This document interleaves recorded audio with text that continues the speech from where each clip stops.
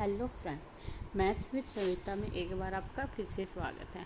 आज हम करने वाले हैं एक्सरसाइज 8.1 का क्वेश्चन नंबर 11, मतलब एक्सरसाइज 8.1 का लास्ट क्वेश्चन। और अपने हम आने वाली नेक्स्ट वीडियो में हम एक्सरसाइज 8.1 के सारे क्वेश्चन को एक ही वीडियो में सोल्व करेंगे। क्वेश्चन 11 क्या कहता है? State whether the following are true और फॉल्स। ये हमें 5 वैल्यू दी है, हमें ये देखना है कि इनमें से कौन सा ट्रू है कौन सा फॉल्स है, और अपने आंसर की जस्टिफाई के हेल्प से करना है। The value of tangent A is always less than 1। जो टेंजेंट ए की वैल्यू है, फर्स्ट पार्ट क्या है? फॉल्स। कैसे फॉल्स है? हमने इसके इंट्रोडक्शन में पढ़ा था टेंजेंट 60 की वैल्यू, tan 60 की वैल्यू कितनी होती है? √3 which is equal to 1.73 greater than 1। तो मतलब ये ऑलवेज 1 से लेस नहीं हो सकती। या फिर हम एक ट्रायंगल लेके चलते हैं, ये हो सकता है 12, 5, 13। ये साइड पॉसिबल है एक ट्रायंगल की। हम निकाल के देख सकते हैं कि एक राइट एंगल ट्रायंगल बन रही है। 13 का स्क्वायर कितना है? 169 इक्वल टू 5 का स्क्वायर 25 और 12 का स्क्वायर 144। दोनों को ऐड करेंगे कितना आएगा? 5 + 4 9, 2 + 4 6 1 160। ये एक राइट एंगल ट्रायंगल बन रही है, मतलब ये एक साइड पॉसिबल है, ये ट्रायंगल पॉसिबल है। तो इसमें हम टेंजेंट की वैल्यू निकालते हैं। टेंजेंट ए, ये a b c, perpendicular upon base. Perpendicular की वैल्यू कितनी है?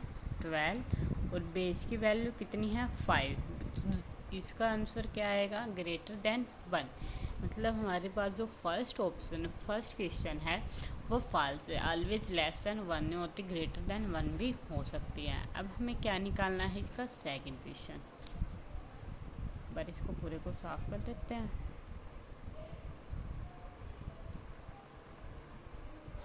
कौन सा पार्ट है? Second part. If secant a equal to 12/5 for some value of angle a. तो सेकेंट ए की वैल्यू 12/5 है, किसी एंगल ए के लिए हो सकती है या नहीं हो सकती? ये क्या है हमारे पास? ट्रू।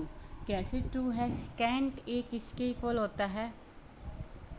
Hypotenuse upon base. और इसकी वैल्यू कितनी दे रखी है? 12/5।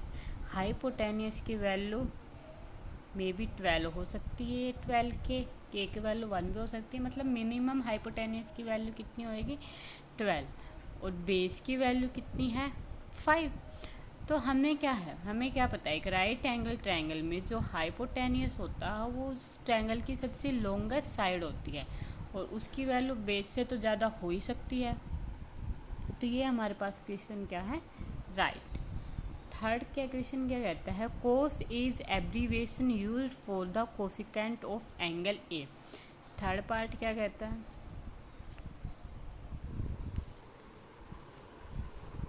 थर्ड पार्ट, कोस ए किसकी एब्रीविएशन है? कोसिकेंट ए की। ये क्या है? फॉल्स। कोस ए किसकी एब्रीविएशन होती हैं? कोसाइन ए की। और कोसिकेंट ए की एब्रीविएशन क्या?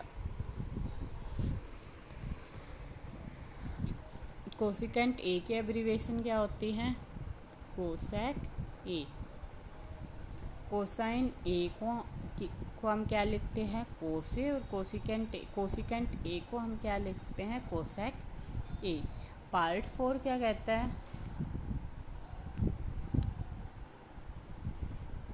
Part 4, cot A is the product of cot and A. False. Cot A क्या रिप्रेजेंट करता है?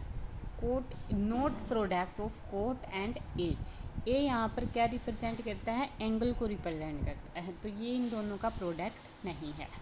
5 क्या कहता है? Sine theta equal to 4/3 for some angle theta. Fifth part क्या है? फॉल्स। कैसे फॉल्स है? साइन थीटा किसके इक्वल होता है? Perpendicular upon hypotenuse.